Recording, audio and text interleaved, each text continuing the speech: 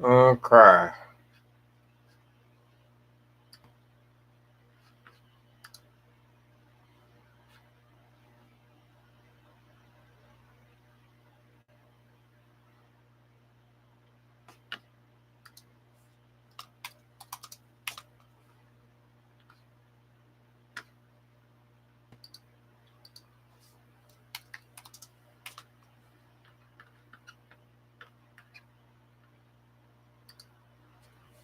All right. So I'm back. I put the glue. Let me make sure I know what I'm looking at here. Okay, I put the glue in place, and I put the glue on here. Now I'm just gonna set these in place. All right, this is the butt.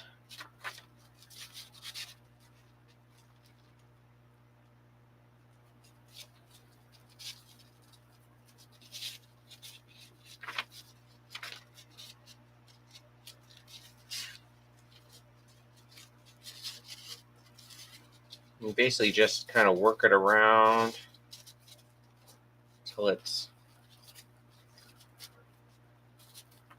in place.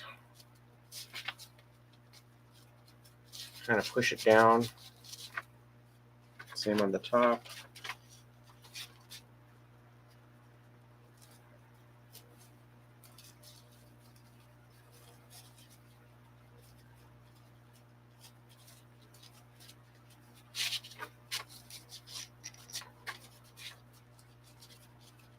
Okay, so now got that put together. I'm going to run a whip stitch around again.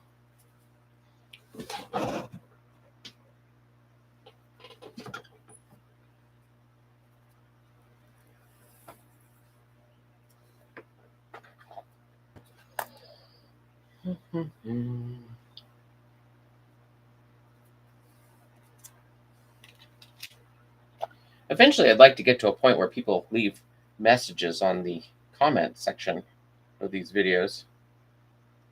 But again, this is only the second day I've been doing this. So.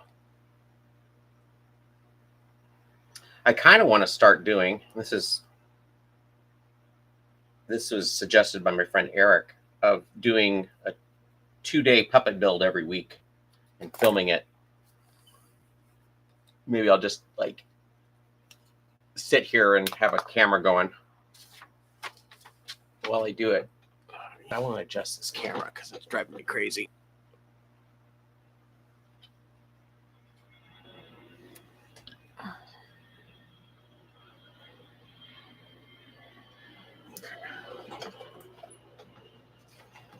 So basically, you just run the whip stitch all the way around.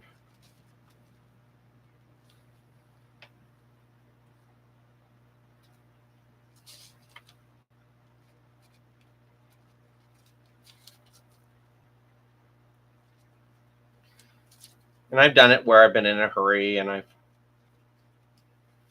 I've not sewn it or just glued it or left the boning out. But it falls apart pretty fast if you don't do these little steps. It also, especially with the boning, if you don't put it in there, you're going to get to a point where it starts to collapse or break down and makes the puppet unusable right when you need it. So it's worth the extra time at this point to do this sort of stuff. Even though it's not as fun as putting the eyes on or the hair, or dealing with mountains and mountains of fur.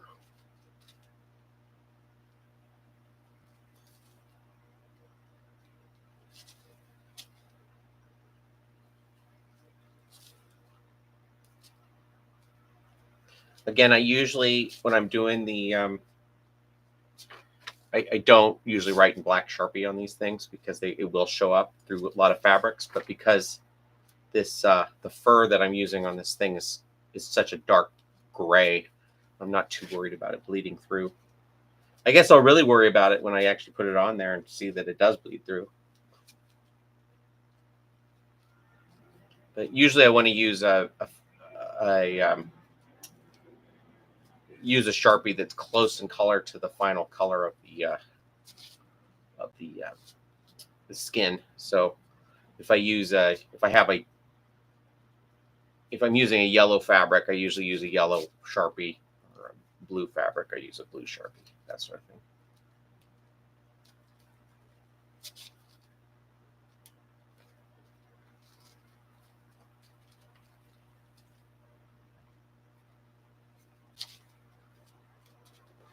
I'm also colorblind, so that sometimes works against me.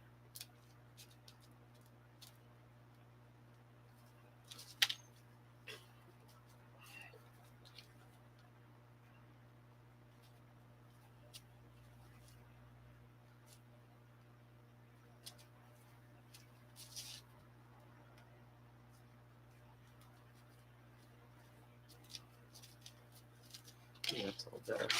Do that one. I'm trying to do better with the camera angles. Bear with me.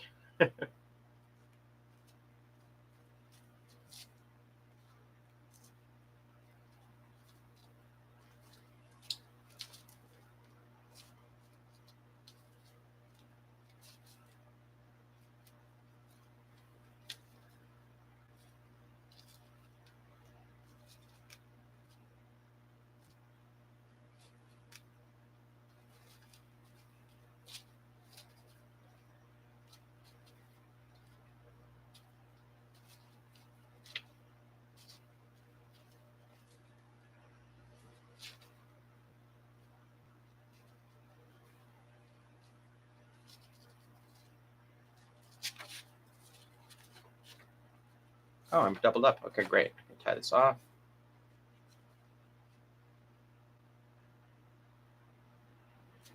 Again, if I was covering this in white fabric, I would use a white thread or a light colored thread at this point too, so that it doesn't bleed through.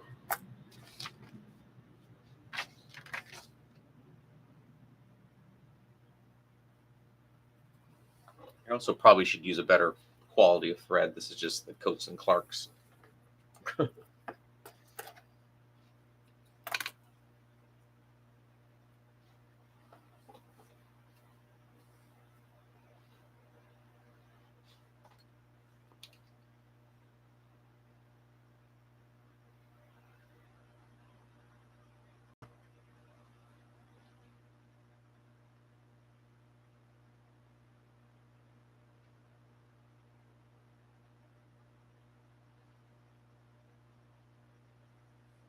I actually hope to get all the internal structure stuff done on this thing today. I probably, if I hadn't made changes to the head, I probably could have gotten away with just using Eddie's pattern for his body, but I will be able to use for the legs, the arms and legs. I can use the same pattern for that. So I think I probably will repattern the whole body to account for the new head.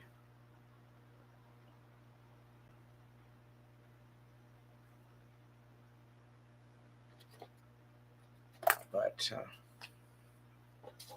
so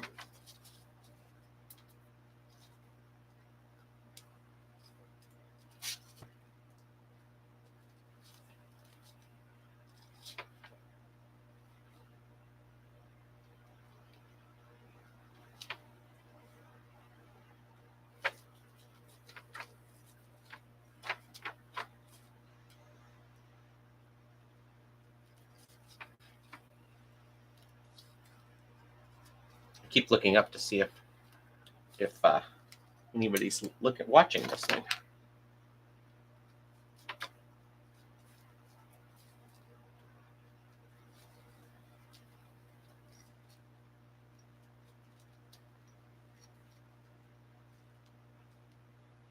I imagine if I did the 2-day puppets that I could probably go for 4 or 5 hours, just sit here and work my way through it. I mean, I suppose I could be live streaming it 3 a.m. as I'm working on this thing. Downstairs neighbors probably wouldn't enjoy it.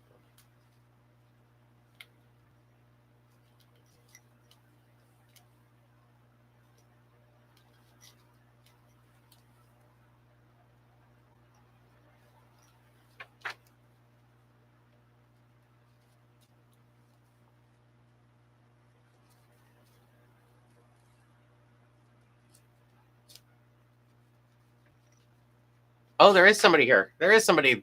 Oh boy, I had somebody left a like. I think that's the first one I've gotten on these things.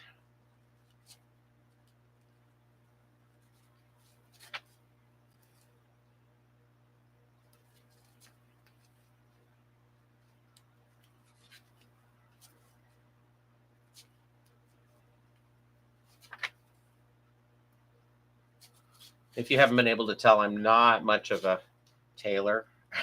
I'm doing pretty awful stitches here, but oh well. I used to comment on that when I was working on some of these jobs where I would say, oh, maybe I should take like a home ec class at the local community college so I can learn how to sew. And everybody there would be like, none of us know how to sew.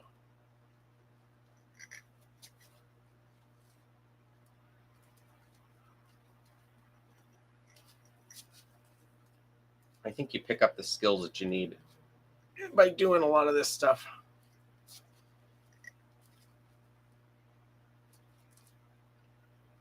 I learn a lot of the techniques I use on these things by watching cosplay YouTubers. Because they kind of know, they figured out stuff that's a little kind of a different way of thinking about these things as far as patterning goes, or materials to use, or glues to use. That I think the more I'm not even sure the word I'm looking for, the more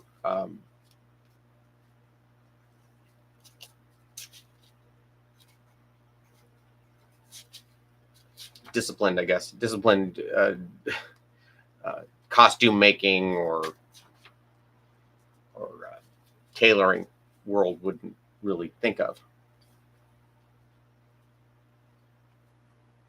It's kind of just problem solving more than anything else, rather than this is the way you do X, Y, and Z. Okay, so now tie that off.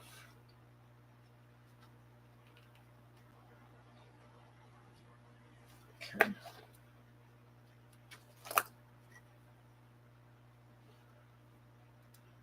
Here, with this camera, I can actually give you a little glimpse of my little studio here. Like a light and my laptop and all these things up on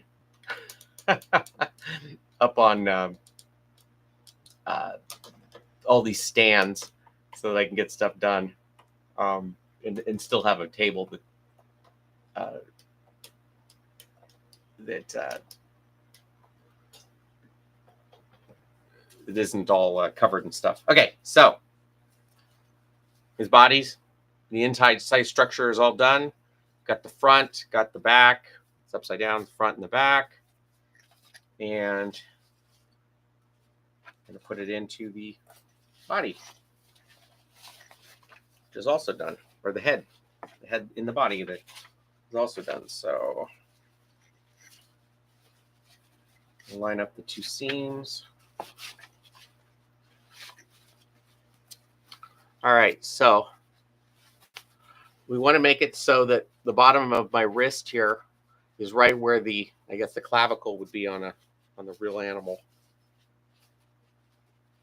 And then I'm going to turn this up. And I'm going to put these little these little clips in. I'm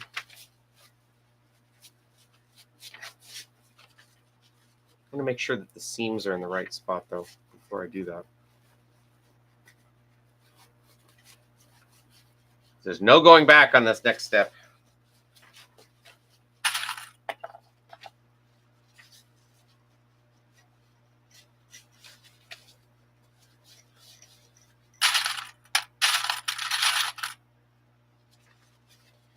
So I put the clips in.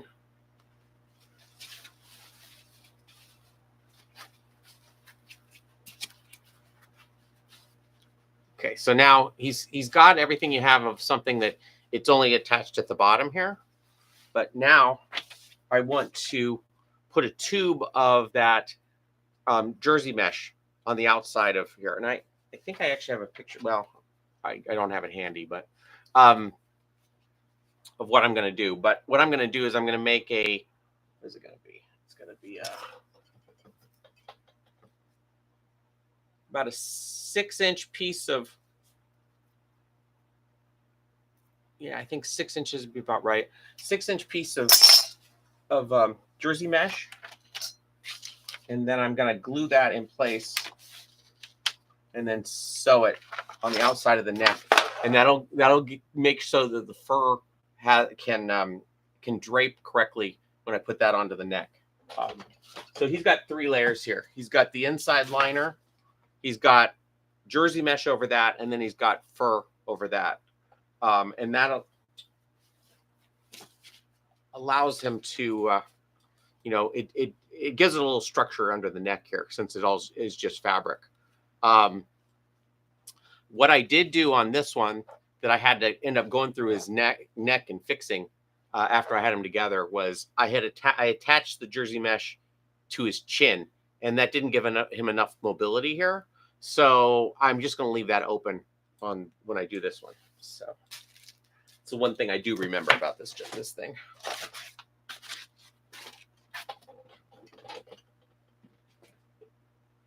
I'm going to get a new angle too.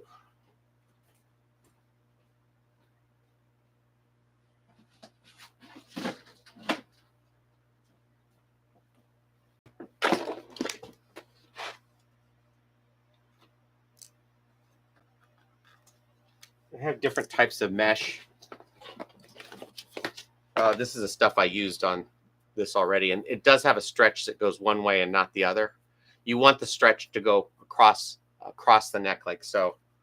And I have this stuff that I don't think it's more of like a fishnet type thing, but it doesn't stretch either way, so I'm not going to use that. And then I have this stuff, which I believe has stretch both ways. Yeah, it has stretch both ways, and that actually might be better for the neck. So I think I'm going to use that.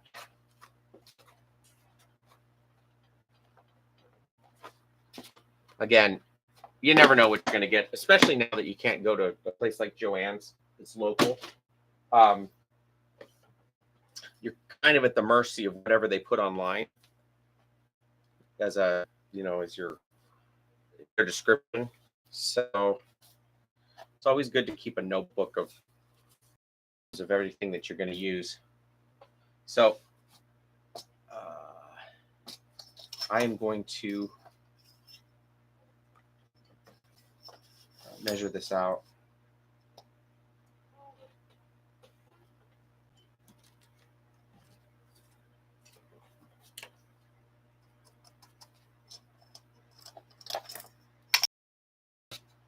I've never gotten one of those rollers. It's all the rage, but it probably would make it a little easier.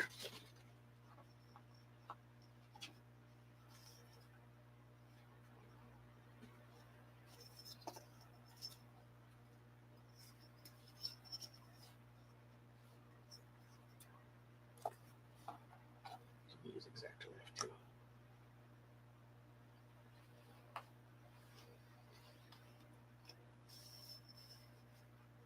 I don't think I'll need this much.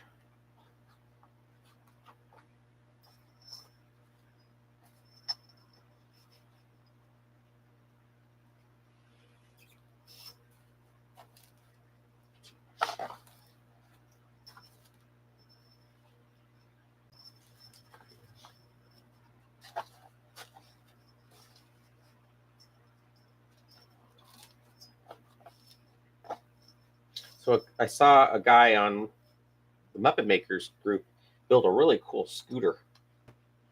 That makes me want to build a scooter.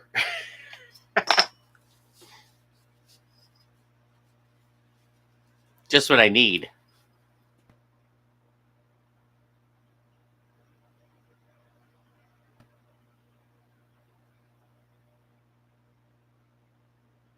What?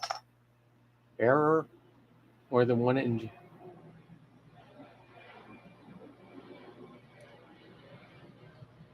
I'm not sure what this is. I'm not sure that I'm broadcasting anymore. Error more than one in gestation is using the primary URL. Send one stream to the primary.